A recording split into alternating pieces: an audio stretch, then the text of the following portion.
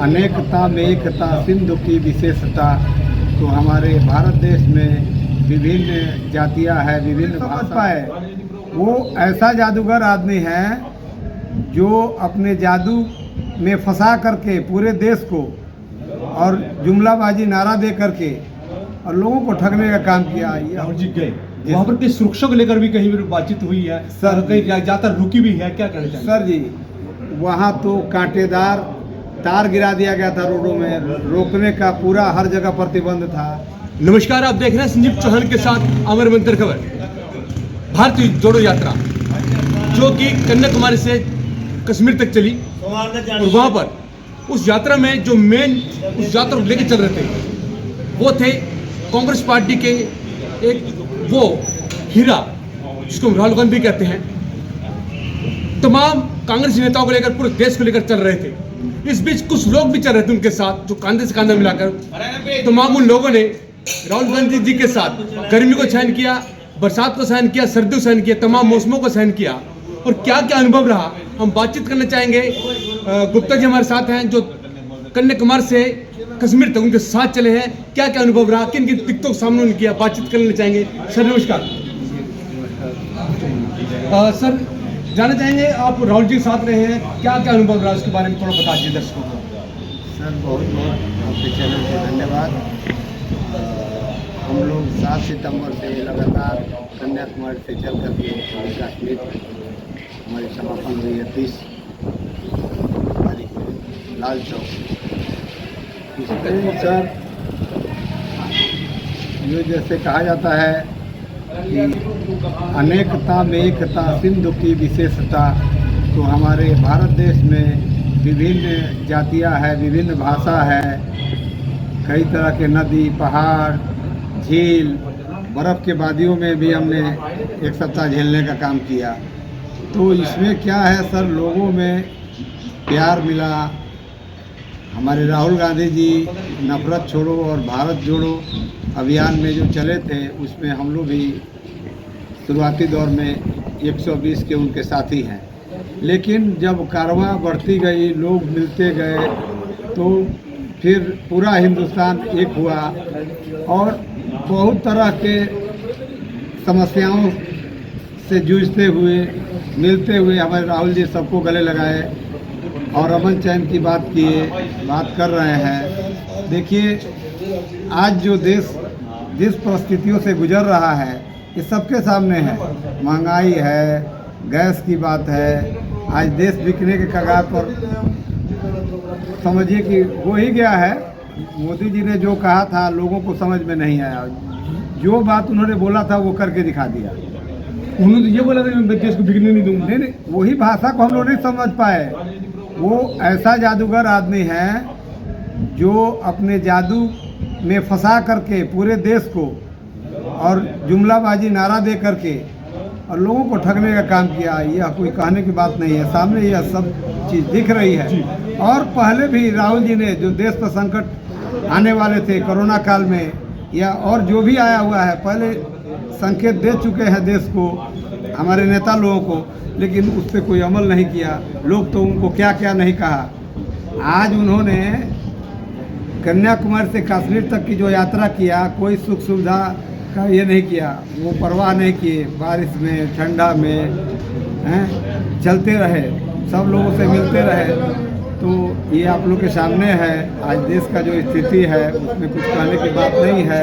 रोजी रोजगार का नाम पर कुछ नहीं है, महंगाई चरम सीमा पे है। जी अशोक जी जानना चाहेंगे, लगभग आप बता रहे हैं कि 120 लोग काफिला राहुल जी के साथ चला, राइट? तो कितने राज्यों को कवर करता हुआ वहाँ तक पहुँचा?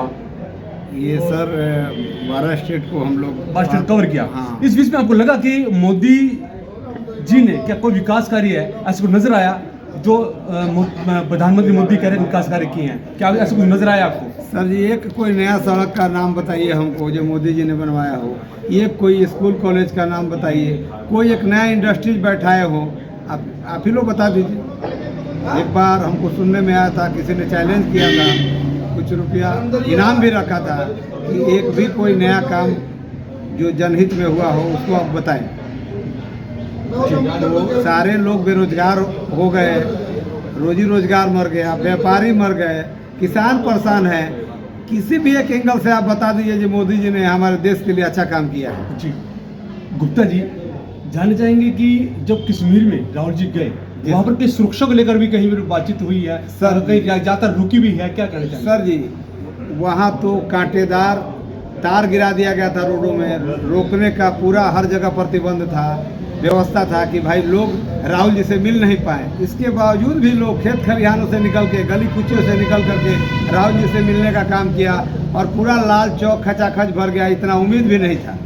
देखिए, जब आप कह रहे हैं कि कांटे डाले गए, तो इस राजनीति को क्या कहना चाहेंगे आप? साहब, पंथा चौक पे हमारी एक दिन पहले की यात्रा थी। वहाँ कम से कम 150-200 लोग झंडा लेके खड़े हैं, राहुल गांधी जिंदाबाद के नारे लगा रहे हैं और लोगों को वहाँ रोका जा रहा है। मैं वहाँ ऑटो से उतरा, गांव-गांव घूमते हुए, क्योंकि हम एक रात को हम चले गए थे राजबाग में। हमारी वहाँ बहुत पहले से लोगों से मिलत है, ताल्लुकात है, जाना आना है। कुछ प्रोजेक्ट हम वहाँ दे रखे हैं एग्रीकल्चर पे, लेकिन ये सरकार अभी उसके बारे में कोई सुनवाई नहीं हो रही है। हमारा उत्पादन जो है वो डबल करने का लक्ष्य है। बाहर की कुछ मशीनरी है जो हम वहाँ लगाएंगे तो हमारी खेतों में पानी जो जाएगा मैग्नेटिक सिस्टम पे। तो वहाँ जब हम पहुँचे तो देखा कि भाई उन लोग रोक रखा है, लोग बोल रहे हैं। हमने कहा कि भाई जाने दो। तो उन्होंने साफ शब्दों में कहा कि हमको ऊपर से आदेश है लोगों को हर जगह रोकने की। हमने कहा कि भैया आपका काम है हमारा सुरक्षा देखना, आप जांच करके प्रॉपर चैनल में जांच कर लीजिए और राहुल जी के पास जाने दीजिए। जी। तब बड़ा मिन्नत करने के बाद हमने कहा कि भाई आप भी बिहार और उत्तर प्रदेश से ही होंगे, हरियाणा और पंजाब से ही होंगे। तो लोगों ने जाने दिया वहाँ पे। तो इस तरह की सर बाधाएं वहाँ पे हमको देखने को मिली। गुप्ता जी, अंतिम सवाल है। अंतिम सवाल ये है कि जब राहुल गांधी जी की यात्रा शुरू हुई, लगभग यूपी के नज़दीक आसपास, मध्य प्रदेश के आसपास थी, उस दौरान जो है कि एक कोरोना बीमारी का फिर से षड्यंत्र रचा गया था। षड्यंत्र था, क्या था, यह सच्चाई थी? सर ये वो चीज़ बताया जाए, यात्रा के लिए कोरोना हो चाहे जो भी बीमारी हो, जो भी व्यवस्था हो, मोदी जी ने अपना एक भी कसर छोड़ा नहीं है। लेकिन एक बात हम लोग भी तय करके निकले थे कि चाहे जो भी अंजाम हो, मास्क लगाना पड़े, दूरी बना के चलना पड़े, लेकिन यात्रा से हम लोग पीछे नहीं जाएंगे। और आज तक भी अभी हम लोग यात्रा से पीछे नहीं गए हैं। हमारे गांधी जी का सत्याग्रह जो शुरू हुआ था मोतिहारी में, मैं परसों सुबह वहाँ से यात्रा शुरू करूँगा जो आपको बोधगया तक जाएगी। ये यात्रा हमारी पीछे से शुरू हुई है मंदार पर्वत बांका से। तो हम लोग अपने मेन यात्रा में थे। अब हमारी ये यात्रा ख़त्म हुई है। हम बिहार से हैं, गोपालगंज जिला से हैं, जहाँ से हमारे लालू जी हैं। तो हम लोग यात्रा पूरी करके ही घर वापस लौटेंगे। जी, एक अंतिम संदेश देश की जनता को क्या देना चाहेंगे? भाईचारा संदेश हो, एकता संदेश, क्या कहना चाहेंगे? सर देखिए, ये मंदिर और मस्जिद से कुछ होने जाने को नहीं है। जब आप कमाएंगे तो अपने खाएंगे। अपना रोजी रोजगार, सरकार का जो स्थिति है अपने ही खोजना पड़ेगा। कहीं कोई नया काम नहीं हो रहा है जिसमें कुछ देखा जाए। ई रोड का नाम तान सिंह है तो इसको मान सिंह कर दिया गया। ई स्टेशन का नाम कुछ और है तो उससे होने वाला क्या है? तो इसमें रबर स्टैम्प, इसमें आपका लेटर पैड, रजिस्टर, ये सारा देश का क्षति हो रहा है। ये जनता सब अब समझ चुकी है। आप जब तक इसको दबा के रखे हैं, बॉल को आप पानी में नीचे दबाइएगा, वो अपने आप ऊपर उठने का प्रयास करता है। तो समय आ गया है। ये ट्रेन अभी हमारे माननीय ने क्या कहा कि ट्रेन अभी पटरी से उतर चुकी है। तो जनता इसका जवाब 2024 में खुद देगी और आने वाले समय में माननीय श्री राहुल गांधी जी हमारे देश के प्रधानमंत्री होंगे। इसमें कोई डाउट की बात नहीं है। और अब लोग नहीं कहेंगे कि पप्पू हैं, क्या हैं। ये सारी तमाम बातों को लोगों ने देख लिया है। ये कोई कहने वाली बात नहीं है। सर जी, शुक्रिया। तो आप देख पा रहे थे गुप्ता जी हैं जो कि उस दौरान राहुल गांधी जी के साथ चले जब यात्रा का प्रारंभ हुआ और कश्मीर तक उनके साथ साथ कदम से कदम मिलाकर चलते रहे। तमाम बारिश को, गर्मी को, सर्दी को इन्होंने राहुल गांधी जी के साथ झेला और तमाम जो अनुभव इनके रहे हैं, तमाम अनुभव को हमारे साथ शेयर किया। मैं अपने तमाम दर्शकों से अपील करना चाहूँगा कि इस खबर को अधिकृत शेयर करें और कमेंट में आपका विचार क्या रहा वो अवश्य बताएं। शुक्रिया। लेकर चले अमरमंथन खबर को अपने संग।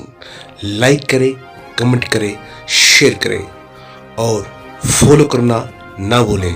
अमर मंथन खबर आपका अपना चैनल।